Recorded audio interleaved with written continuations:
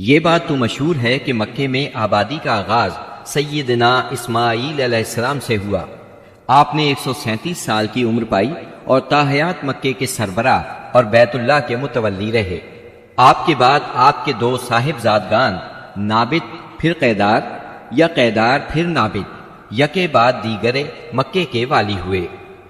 ان کے بعد ان کے نانا مزاز بن عمرو جرہمی نے اقتدار اپنے ہاتھ میں لے لیا۔ اس طرح مکے کی سربراہی بنو جرہم کی طرف منتقل ہو گئی اور ایک مدت تک انہی کے ہاتھ میں رہی۔ سیدنا اسماعیل علیہ السلام کا زمانہ قریباً 2000 برس قبل مسیح ہے۔ اس حساب سے مکے میں قبیلہ جرہم کا وجود کوئی 2100 برس تک رہا اور ان کی حکمرانی قریباً 2000 برس تک رہی۔ بنو خزاعہ نے مکہ پر قبضہ کرنے کے بعد بنو بکر کو شامل کیے بغیر تنہا اپنی حکمرانی قائم کی۔ البتہ 3 اہم اور امتیازی منصب مضری قبائل کے حصے میں آئے۔ نمبر 1، حاجیوں کو عرفات سے مزدلفہ لے جانا اور یوم النفر یعنی 13 ذی الحجہ کو منا سے روانگی کا پروانہ دینا۔ یہ حج کے سلسلے کا آخری دن ہے۔ یہ اعزاز الیاس بن مضر کے خاندان بنو غوث بن مرہ کو حاصل تھا۔ یہ صوفہ کہلاتے تھے۔ نمبر 2، 10 ذی الحجہ کی صبح کو مزدلفہ سے منا کی جانب افاضہ یعنی روانگی۔ یہ اعزاز بنو ادوان کو حاصل تھا۔ نمبر 3، حرام مہینوں کو آگے پیچھے کرنا۔ یہ اعزاز بنو کنانہ کی ایک شاخ بنو تمیم بن عدی کو حاصل تھا۔ مکہ معظمہ پر بنو خزاعہ کا اقتدار کوئی 300 برس تک قائم رہا۔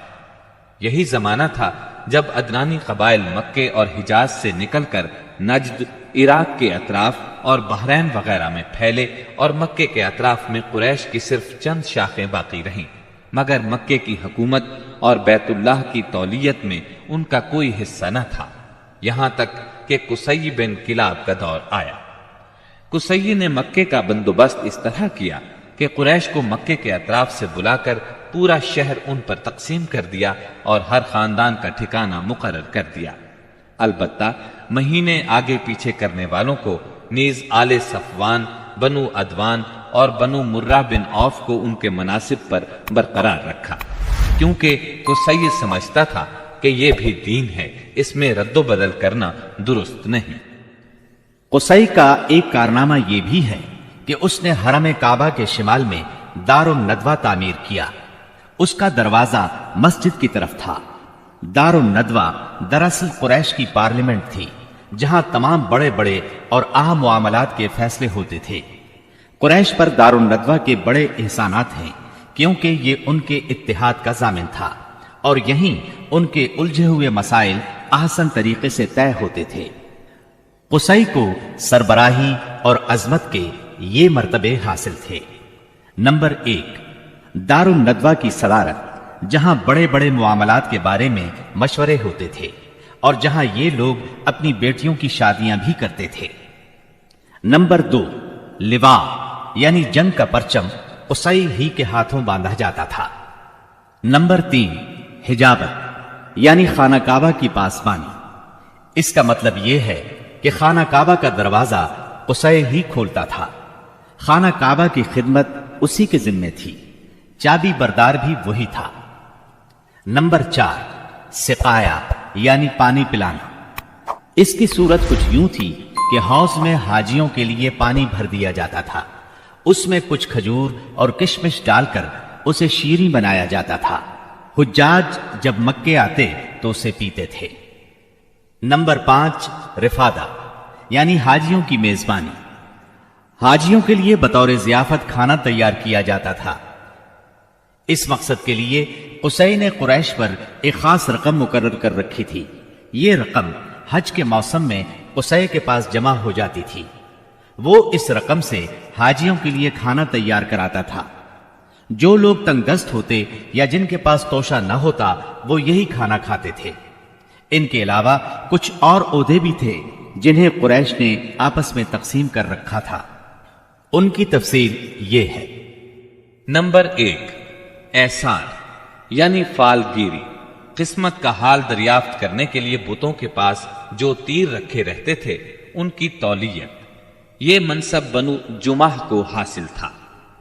نمبر 2، مالیات کا نظم، یعنی بتوں کا تقرب حاصل کرنے کے لیے جو نذرانے اور قربانیاں پیش کی جاتی تھیں ان کا انتظام کرنا، جھگڑوں اور مقدمات کا فیصلہ کرنا، یہ کام بنو سہم کو سونپا گیا۔ نمبر 3، شورا، یہ اعزاز بنو اسد کو حاصل تھا۔ نمبر 4، اشناق، یعنی دیت اور جرمانوں کا نظم، اس منصب پر بنو تیم فائز تھے۔ نمبر 5، عقاب، یعنی قومی پرچم اٹھانا، یہ بنو امیہ کا کام تھا۔ نمبر 6، قبہ، یعنی فوجی کیمپ کا انتظام اور شاہ سواروں کی قیادت، یہ کام بنو مخزوم کے حصے میں آیا تھا۔ نمبر 7، سفارت، یہ منصب بنو عدی کا تھا۔ ہم قحطانی اور عدنانی قبائل کے وطن چھوڑنے کا ذکر کر چکے ہیں۔ ان قبائل میں سرداری نظام رائج تھا، قبیلے خود اپنا سردار مقرر کرتے تھے۔ قبائلی سرداروں کا درجہ اپنی قوم میں بادشاہوں جیسا تھا۔ قبیلہ صلح اور جنگ میں بہرحال اپنے سردار کے فیصلے کا پابند ہوتا تھا۔ سردار کو وہی اقتدار اور اختیارات حاصل تھے جو کسی بادشاہ کو ہوا کرتے ہیں۔